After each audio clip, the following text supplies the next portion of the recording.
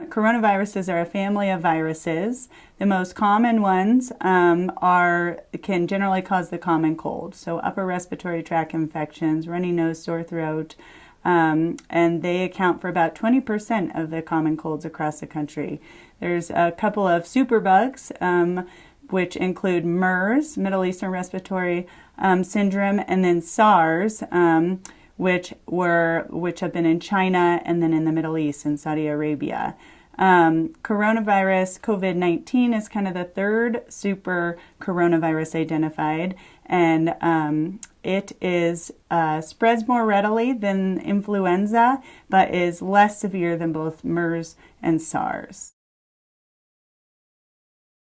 Generally, the symptoms of COVID-19, as far as we know, based on kind of what's happened in China and Italy, Iran, around the world, you have symptoms of lower respiratory tract illness, and that would include shortness of breath, cough, fever. We're finding more and more there's other symptomatology associated with it, but at this point in time, that's the most common. So generally, the symptom onset occurs about 2 to 14 days after the illness. We're finding most commonly around day 5 people develop symptoms. So that's starting from when you were exposed to the virus to when you manifest those symptoms of cough, fever, or shortness of breath. So we found that it's lasting a bit longer than the common cold or influenza. It can last some of the studies are showing that people get more severely ill around day 8, and then it can last 2 to 6 weeks. So the illness period is much longer than a lot of the viruses we commonly see. So generally, 80% of the population does just fine. They have mild illness, much like influenza or a severe cold, and they're able to stay home and recover without any complications. There are certain populations that seem to be more vulnerable to this illness, and that includes elderly people. So specifically above 80, the death rate goes way up. And then other people with comorbid conditions or other healthcare problems, like kidney disease, liver disease, diabetes, and males have been shown to have higher risks of having this or more severe illness from this. So that's kind of our vulnerable population that we're hoping to protect during this outbreak. And things we can do to help protect them are really anyone with influenza-like illness, which are those symptoms I mentioned, cough, shortness of breath, and fever, should avoid, for example, visiting a relative in a nursing home or going to the dialysis center with a relative, or really being out in public where you can put people in this vulnerable population at risk. So generally, if the symptoms are mild, so if you have cough and fever and feel that you're managing okay at home, we recommend that you kind of self-isolate, meaning you stay home, you wash your hands, you drink a lot of water, take Tylenol if you need it, ibuprofen if you need it, kind of do all those supportive things that you might do if you've got a bad cold. The things that can happen with COVID-19 is shortness of breath, as we mentioned, and then even more severe respiratory distress and even pneumonia. So if you start experiencing any of those symptoms like shortness of breath and feel that you need to be evaluated, we recommend that you first call in advance, notify your provider that you're feeling this way and concerned about the possibility of having COVID-19 so they can adequately prepare for your arrival, given that this is an illness that can be easily transferred from person to person. And generally, we're not, at this point in time, we're not testing everyone. So if you have mild illness, you don't need to come to the doctor or the ER just for the sole reason of a test. If you feel you need to be seen urgently, notify when you call 911 or call for an ambulance, please notify them that you're concerned about COVID-19 so they can appropriately address the precautions so the emergency providers can prevent spread of the illness among healthcare workers. So the CDC, the Center for Disease Control, and the New Mexico Department of Health have developed kind of screening criteria to identify those patients that are at higher risk of having COVID-19. They have changed over time as this epidemic has kind of moved across the world, but it is generally based on travel history at this point in time, as well as exposure to another known COVID-19 patient. We've had no confirmed COVID-19 cases in our community at this time. Therefore, we are basing that sort of risk on the travel as recommended by the CDC and the health department. So I'd say prepare, don't panic. There's a lot of things we can do to prevent the spread of this virus. The first and foremost recommendation, I think, is washing your hands. Do it often, all the time. Wash your hands for 20 seconds. Make sure to cover all surfaces of your hands while washing. Sing happy birthday a couple of times. Alternatively, you can use hand sanitizer. It has to be at least 60% alcohol to kill the coronavirus. And again, make sure you cover all surfaces of your hands. Scrub kind of between your fingers, around on your thumb, the back of your hand until the hand sanitizer is completely dry. That friction and that rub really helps kill the germs. Other things you can do to help protect your family and your community is stay home when you're sick. So if you're feeling unwell, stay home, rest, relax, drink water, take your vitamins, and avoid gatherings. While we don't have community transmission yet, that is something that has been shown or seems to really help slow the spread of the virus. Other things to do are avoid handshakes. Come up with an alternative greeting, perhaps a fist bump or a namaste or a smile and a nod. And that can help just prevent transmission of the bug.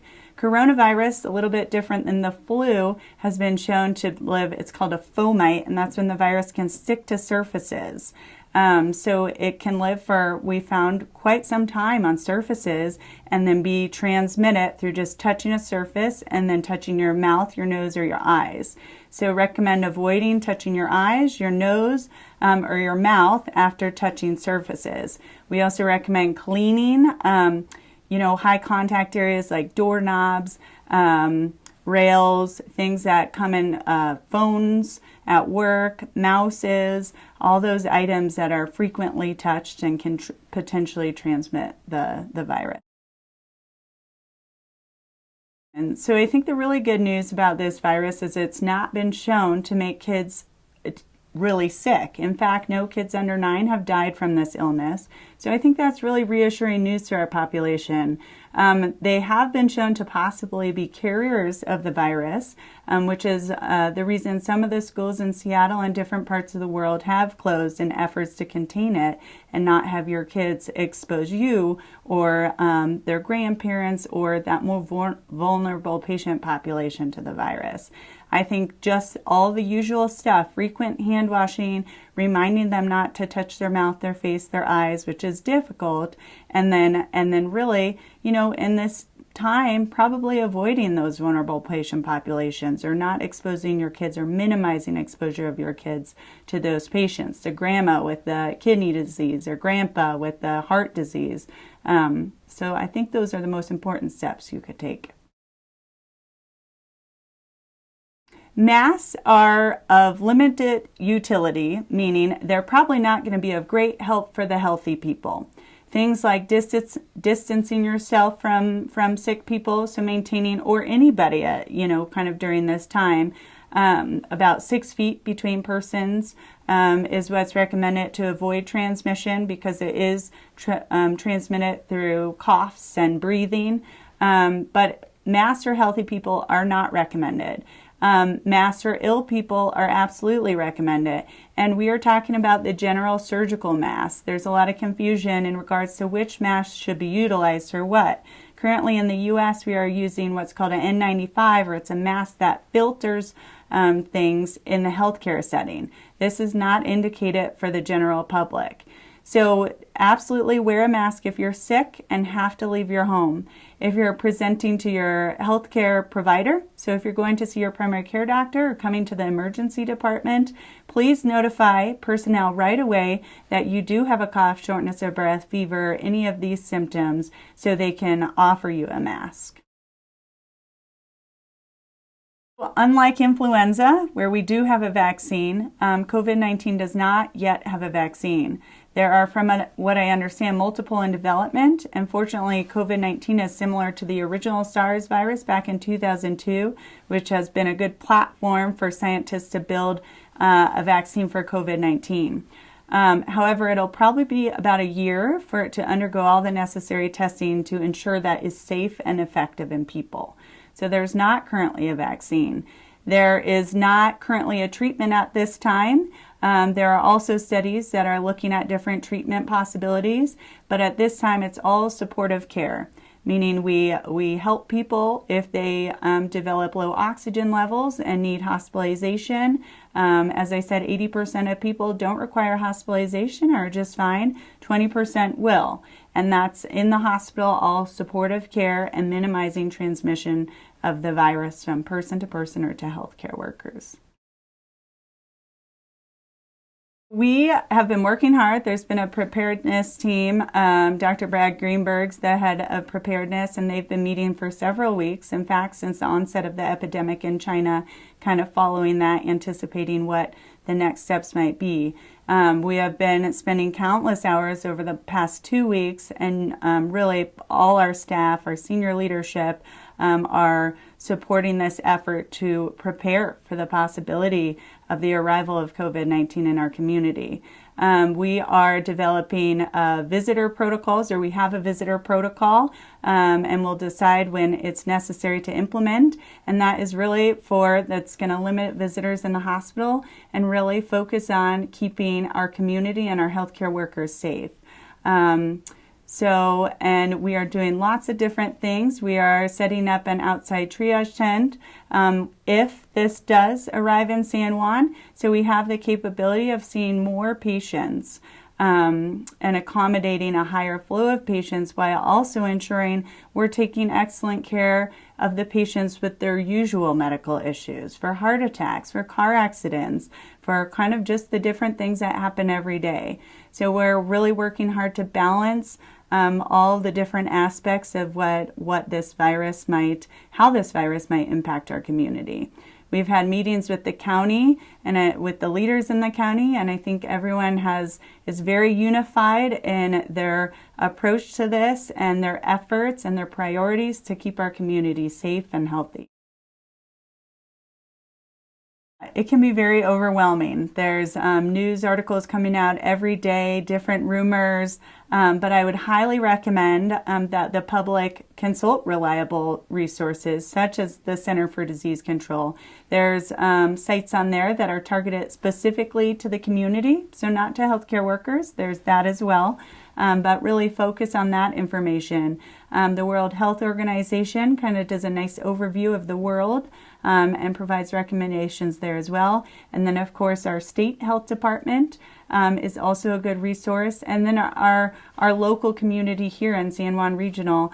And we are doing our best, working hard every day to keep everyone updated and apprised of the latest developments in the situation. We have established 2 phone numbers to call to get information that we will be periodically updating with the latest. And that includes 505-516-0938 and then 888-949-5387. We also have a web page dedicated to coronavirus, kind of apprising the community of all our updates. And that is at sanjuanregional.com/coronavirus. And then you can also find lots of information, kind of daily updates on social media, including Facebook, Twitter, and Instagram.